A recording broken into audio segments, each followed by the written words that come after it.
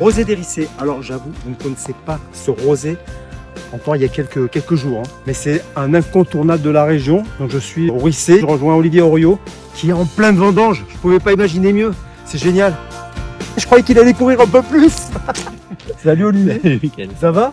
Ouais, impeccable. C'est la course là. Un peu, ouais. On m'a parlé du rosé d'Hérissé, j'avoue, je ne connaissais pas l'existence. Présente-toi déjà en quelques mots, toi. Et ben moi je suis Olivier Oriot, vigneron au Rissé Ouais. depuis l'an 2000 à peu près. Le rosé des Rissé, c'est un vin très très particulier parce qu'on le fait seulement les bonnes années. C'est un truc de fou déjà. On est en Champagne, donc on a le choix. On a le choix de faire du rosé des Rissé en plus quand ça nous plaît. Parce que pendant toi, tu fais du champagne de base. Ouais. Voilà. On fait aussi des coteaux champenois, Ok. des vins tranquilles de Champagne, Ouais. blanc, rouge. Et le rosé des Rissé, c'est un vin vraiment unique qui se fait vraiment dans notre village depuis très longtemps. Depuis bien avant qu'on fasse du champagne en Champagne, Ah ouais, c'est vrai, ouais. on faisait déjà du rosé des Rissé au Rissé. Et c'est quoi sa particularité? Pourquoi on n'en fait pas tout le temps alors La C'est particularité. un peu une diva, pardon, excusez-moi. D'ailleurs, t'as eu du mal à nous trouver. Hein.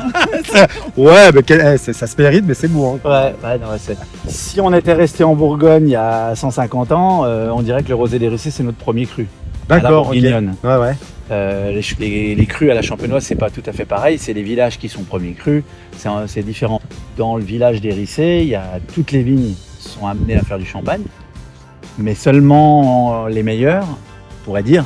Ouais. Les meilleures, ça se discute, mais en tout cas, celles qui sont le mieux exposées, celles qui mûrissent le mieux, sont aptes à faire du rosé Rissé. Donc on a 2 AOC possibles dans le reste des vignes, et dans certaines vignes, comme celle-ci là de Barmont, on peut faire 3 AOC différentes. Donc ça, c'est unique au monde, déjà.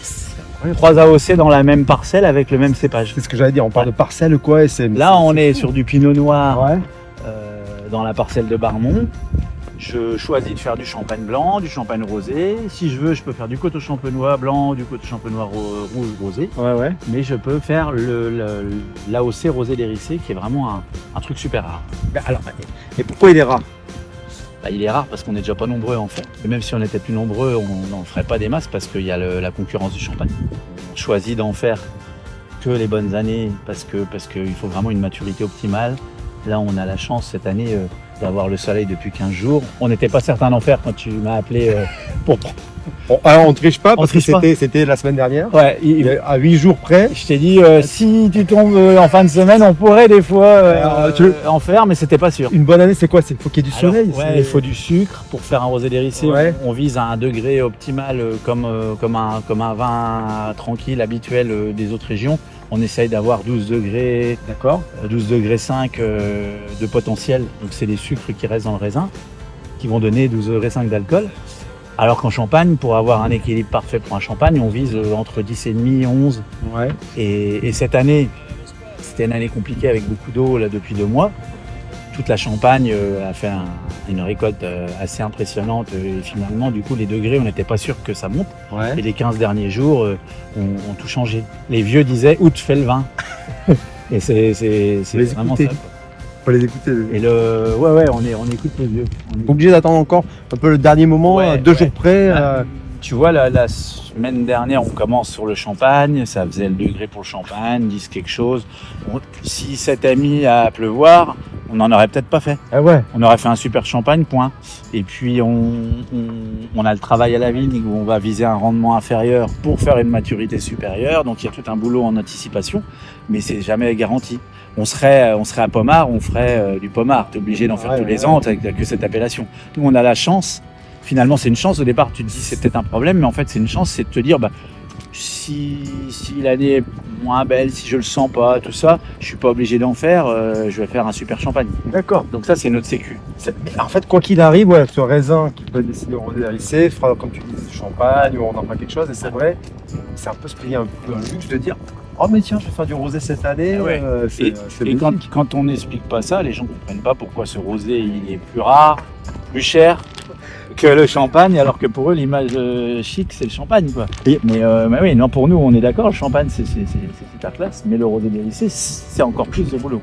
C'est génial pour ça, c'est une petite appellation, on n'est pas nombreux, on se connaît tous, et on tire tous dans... On va pas faire du rosé des Rissé quand c'est une mauvaise année ou quand il est mauvais. Et du coup, c'est une AOC où tu sais que T'en trouves pas beaucoup, mais quand t'en trouves, tu sais que ça va être bon parce que c'est très contrôlé. Au départ à la vigne, donc toutes les AOC, mais même à l'arrivée, on a un agrément à la dégustation.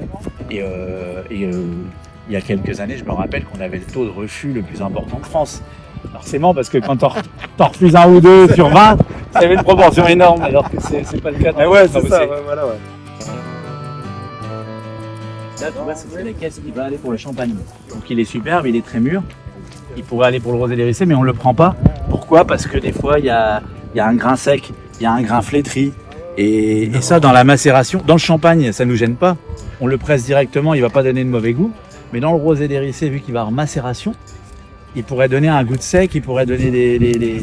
Donc on est vraiment dans de la sélection. Non, vraiment la diva, non ça va pas ce mot.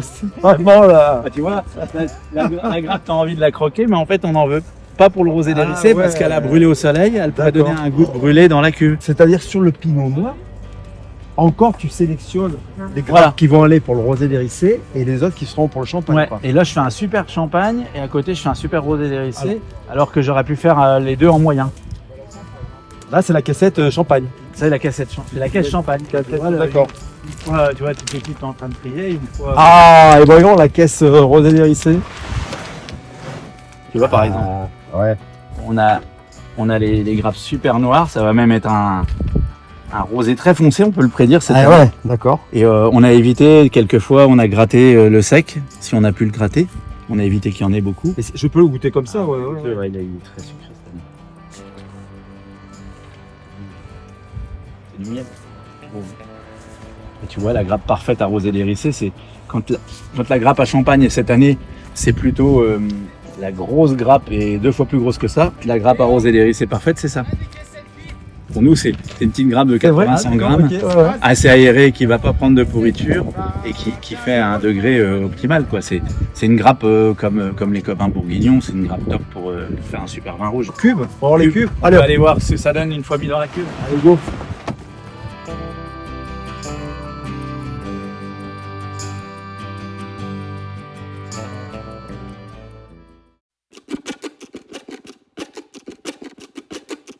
Là, on est dans la cave qui a été faite en 2011. Ouais. C'est Belle charpente. ouais, c'est notre cave. Donc on l'avait voulu comme notre maison. Tu vois, la charpente, ça donne envie de travailler. Ouais, c'est ça. Donc ici, chose très rare en Champagne, c'est le spot macération. Ici, c'est que les cuves qui nous servent pour les macérations de vin rouge, de vin rosé, Ok. de champagne rosé. On fait énormément de vins de couleur.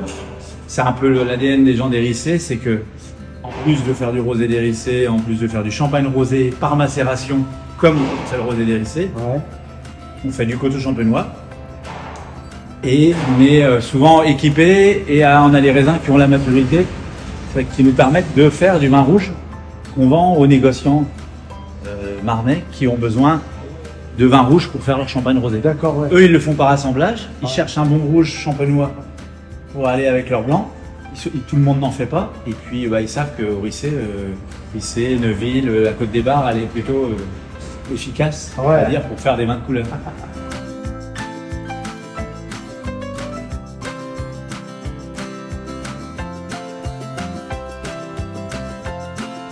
Oh, ce beau raisin! Regarde-moi ça. Ce beau pinot noir! Donc il en reste un petit peu, tu vois, la cuve est pas pleine, on va ramener et on va remplir le reste de la cuve. On va remplir la cuve bois qui est tout à fait là-bas, avec le même raisin, comme je te disais, à la vigne. Ouais. Et ben on va avoir 2 cuves, et l'une ira en rosé déricé, l'autre ira en rouge. Donc là, C'est pas encore laquelle. c'est ça. C'est les mêmes raisins, C'est ça. cueillis le même jour, et puis on va voir. Donc le rosé déricé, on ira, habituellement on est à peu près à 6 à 7 jours de macération, Ah, d'accord. ce qui est immense pour un rosé. Ouais. Il y a des endroits où 6 jours de macération, c'est un rouge très foncé. Yes. Et nous, la manière de macérer qui est très importante et qui est obligatoire pour le rosé déricé, c'est une macération carbonique, semi-carbonique. Donc, pourquoi elle est carbonique? On a la grappe entière dans la cuve. Donc, on a la rafle qui reste avec. Ouais. Là, on voit bien la rafle. Et qu'est-ce qui se passe? On est dans la cuve. Et les baies sont intègres, tout est entier. Et il va avoir une fermentation intracellulaire, on appelle ça. C'est dingue. Et ça va donner des arômes différents. Et si on avait éraflé, on aurait les baies détachées, Ouais. avec une ouverture, le jus sera au contact, que là, on va teinter le jus qui est à l'intérieur, alors qu'il n'y aura pas de contact avec le jus extérieur. Ça, c'est ça la macération intracellulaire, la fermentation intracellulaire, et c'est ce qu'on appelle, c'est exactement comme pour le Beaujolais ou comme pas mal de Bourgogne le font. D'accord. C'est macération carbonique. Et c'est une manière de faire qui donne la couleur très doucement, mais qui va donner énormément d'arômes. Et c'est pour ça que le rosé d'Hérissé, il est sur une macération finalement très longue. Et à la fin, c'est un rosé assez foncé par rapport au rosé classique. C'est pour ça que d'ailleurs, c'est pas un vin classique. Ouais, ça, je comprends. Ok. On va goûter ça. Je te suis. Ici, c'est tous les champagnes, on va dire. En gros, les rosés iront en fût là-bas après la fin du process. On a vu le rosé dans la cuve, il va être là pendant une semaine. D'accord, ouais. Environ. Et une fois qu'on trouve que le goût nous intéresse, on décide de décuver et de le presser. Et on assemble jus de goutte et jus de presse, ça donne le rosé d'Hérissé. Et ça, chaque producteur a son feeling. Et il n'y a pas de tablette, il n'y a pas de panel de couleurs, de ci, de ça, c'est à tel moment le décuve. Non, c'est tout au feeling. C'est ça qui est magique dans ce rosé. C'est ça. C'est que finalement, il n'y a pas de rosé industriel au Rissé. Ouais. Et c'est aussi ce qui sauve, je pense, cette appellation, c'est qu'à l'arrivée, même les 22 producteurs, on est passionnés pour en faire, parce qu'il faut être taré. Il faut être complètement taré pour se relever à 3h du mat, goûter la cuve, pour voir si elle est bonne à décuver, alors que tu as fait une journée de malade la veille, et le lendemain, tu manges.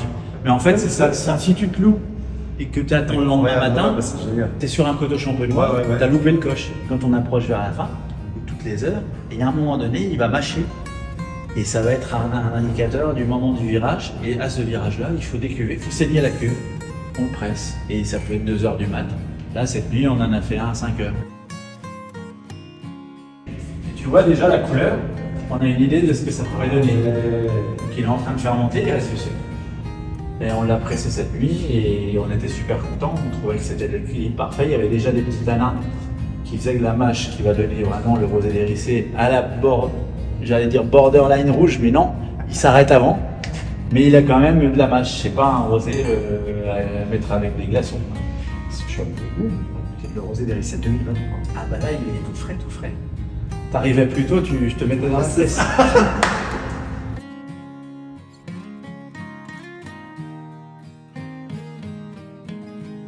Donc là, c'est tout frais, c'est du jus de raisin. Faut que c'est. Pour l'heure, on est, c'est subjectif. Moi, je suis sur la fleur, c'est un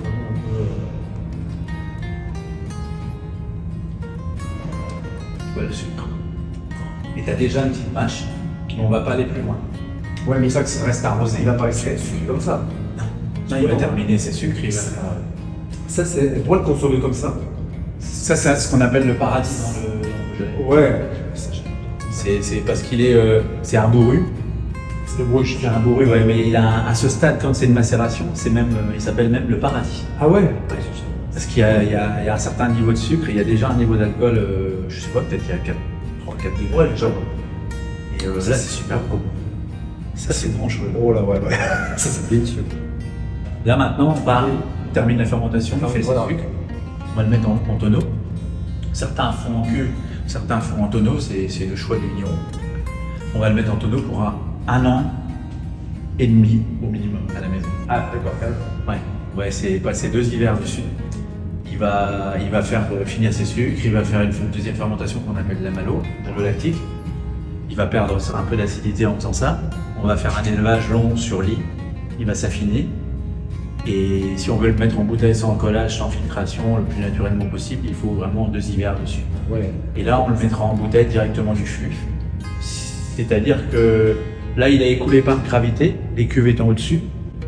On va arriver à entonner par gravité normalement. Et logiquement, on fera une mise en bouteille, si tout va bien, sans pompe. Donc on aura respecté le travail que tu as vu à la vigne jusqu'au bout. Où on aura fait que du mécanique et pas du tout de choses qui bougent le raisin. Olivier, vraiment merci d'avoir pris du temps sur cette période qui est très intense. Puis en plus là, c'est une année rosée d'Hérissé, tu as compris. Ma dernière question à te poser avant que je te laisse, c'est quelle est ta définition du terroir à toi, Olivier? Question à... Wow. Avez-vous 2 heures? C'est la conjugaison de tout ce qu'on a dit tout à l'heure, le sol, le sous-sol, le microclimat et l'homme. Et vraiment, c'est le plus important pour moi dans le terroir. C'est pour ça que ce mot n'existe pas dans les autres langues, je crois. Complètement. Dans les vlogs, il n'y a plus de terroir. Ça. Et ça nous parle d'autant plus qu'en biodynamie, c'est l'homme qui est au cœur du truc. Ça fait 23 ans, on dit qu'on fait que des vins de terroir. On parle là, parce qu'on en a parlé tout à l'heure, mais jamais je parle de biodynamie, jamais je parle de technique, jamais je parle de vin naturel.